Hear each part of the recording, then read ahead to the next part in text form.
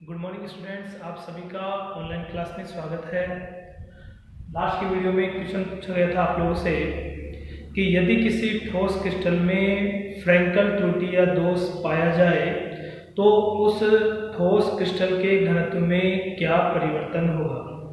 तो यदि किसी ठोस क्रिस्टल में फ्रैंकल त्रुटि पाई जाती है तो उस ठोस क्रिस्टल के घनत्व में कोई परिवर्तन नहीं होगा।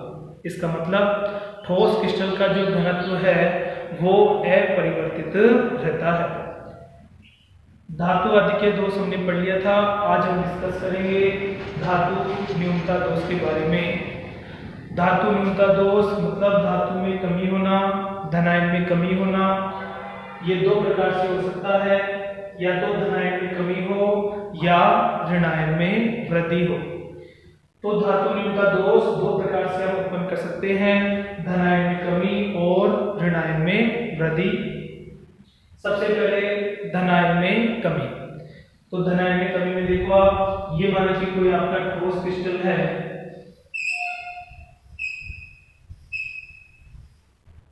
तो ये माना कि कोई ठोस क्रिस्टल है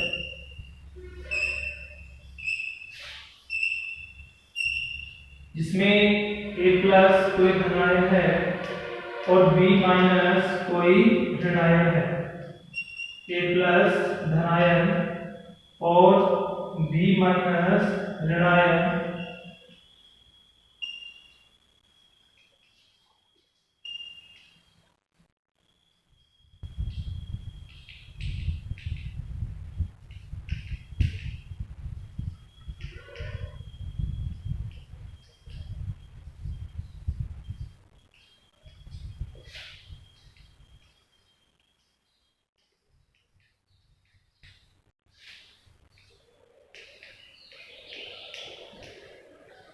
देखिए आप इसमें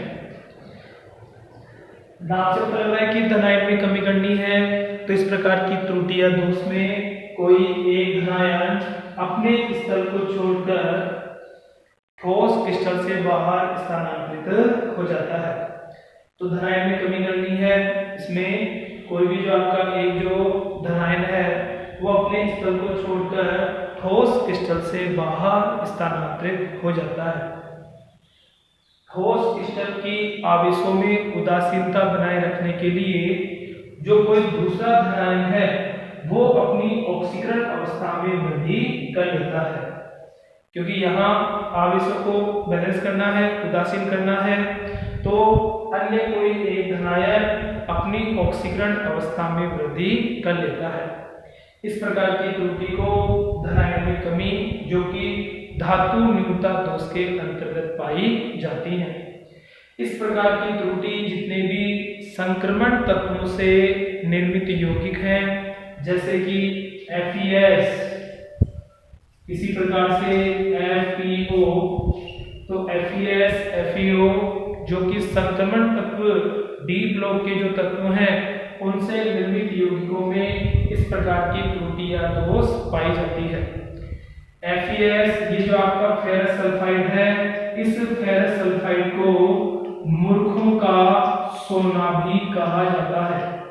तो ये जो FeS है, इस FeS को मूर्खों का सोना कहा जाता है, जिसके पीछे कारण है कि जो FeS है, इस FeS में ये जो आपका एक धनायन की कमी होती है, तो एक धनायन की कमी होने पर जो अन्य कोई फेरस आयन है वो फेरिक आयन में परिवर्तित हो जाता है। तो यहाँ Fe+2 को बोलते हैं यहाँ फेरस, और Fe+3 को अपन कहते हैं फेरिक। तो यहाँ फेरस आयन फेरिक आयन में परिवर्तित हो जाता है। इसके कारण इस FeS में सोने के समान चमक उत्पन्न होती है। सोने के समान चमक उत्पन्न होने के कारण ही FeS को मूर्खों का सोना भी कहा जाता है। FeS, FeO, इसमें इस प्रकार की त्रुटि या दोष पाया जाता है।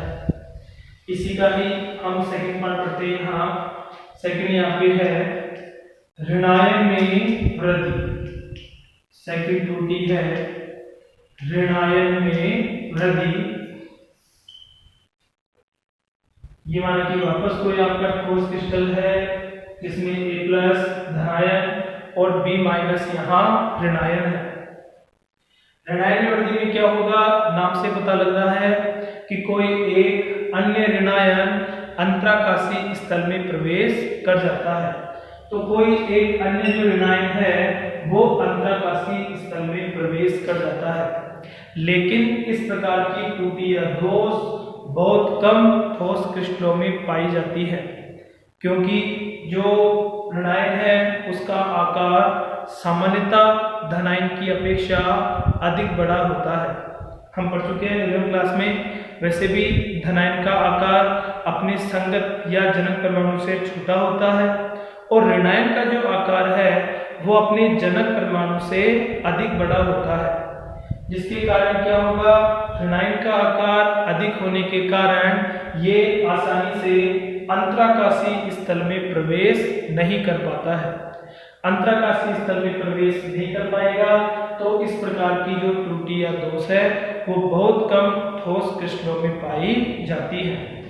तो इसका ये सेकंड प्रारूप हो गया आपका धातु न्यूनता दोष। इसके बाद में रस समीकरण मिति दोष पढ़ लिया है, रस समीकरण मिति दोष हमने पढ़ लिए हैं। तीसरे प्रकार का दोष आता है अशुद्धि दोष। तो तीसरे प्रकार का दोष है अशुद्धि दोष। अब हम पढ़ते हैं अशुद्धि दोष के बारे में। जैसे नाम से पता लग रहा है कि इस प्रकार की त्रुटि या दोष में किसी एक ठोस क्रिस्टल की अशुद्धियों को दूसरे ठोस क्रिस्टल में मिलाया जाता है। तो जब किसी एक ठोस क्रिस्टल की अशुद्धि को दूसरे ठोस क्रिस्टल में मिश्रित किया जाता है तो इस प्रकार की त्रुटि या दोष को अशुद्धि दोष कहा जाता है। सामान्यतः जब इस प्रकार का दोष उत्पन्न करना होता है तो हम जो ठोस क्रिस्टल है उस ठोस क्रिस्टल को पिघलाकर दूसरे ठोस क्रिस्टल में मिश्रित कर देते हैं। तो एक ठोस क्रिस्टल को पिघलाकर दूसरे ठोस क्रिस्टल में मिश्रित कर दिया जाता है, जिसके फलस्वरूप अशुद्धि दोष उत्पन्न होता है।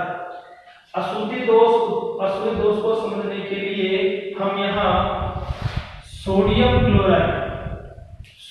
क्लोराइड के क्रिस्टल में स्ट्रोंशियम क्लोराइड की अशुद्धि को मिलाते हैं। तो सोडियम क्लोराइड के क्रिस्टल में स्ट्रोंशियम क्लोराइड की अशुद्धियों को मिलाया जाता है। तो यहाँ जो धनायन है वो सोडियम आयन है और जो ऋणायन है वो क्लोराइड आयन है। तो यहाँ हम बना लेते हैं सोडियम क्लोराइड का क्रिस्टल।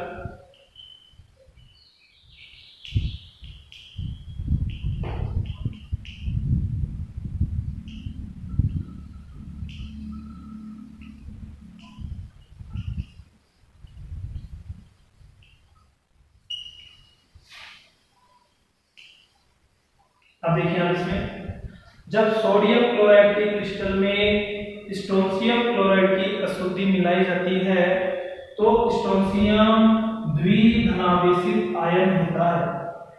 जैसे ही एक स्ट्रोंशियम आयन प्रवेश करेगा तो यहाँ दो एकल धनायन वाले जो सोडियम आयन है वो अपने स्थल को छोड़ देते हैं।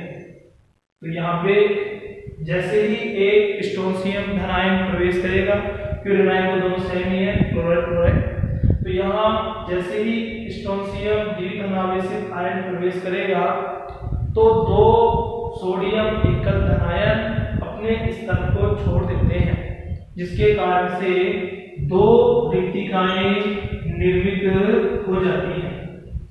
यहाँ दो रिक्तिका बन गई है, इनमें से एक रिक्तिका में स्ट्रोंशियम आयन अपना स्थान ग्रहण कर लेता है और दूसरी जो रिक्तिका है वो शेष रह जाती है। दूसरी रिक्तिका शेष रहने के कारण सोडियम क्लोराइड जो क्रिस्टल है उस सोडियम क्लोराइड के क्रिस्टल में चालकता में वृद्धि हो जाती है।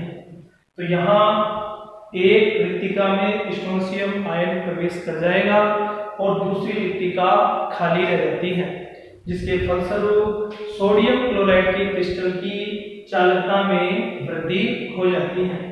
इस प्रकार के दोष को अशुद्धि दोष या इम्प्योरिटी डिफेक्ट्स के नाम से जाना जाता है।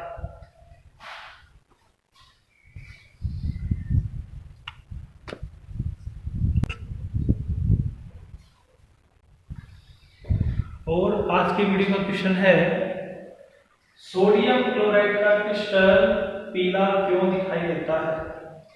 तो सोडियम क्लोराइड का जो क्रिस्टल है वो सामान्यतः पीला क्यों दिखाई देता है? इसका आंसर आपको कमेंट्स बॉक्स में आपको कमेंट्स करना है। Thank you.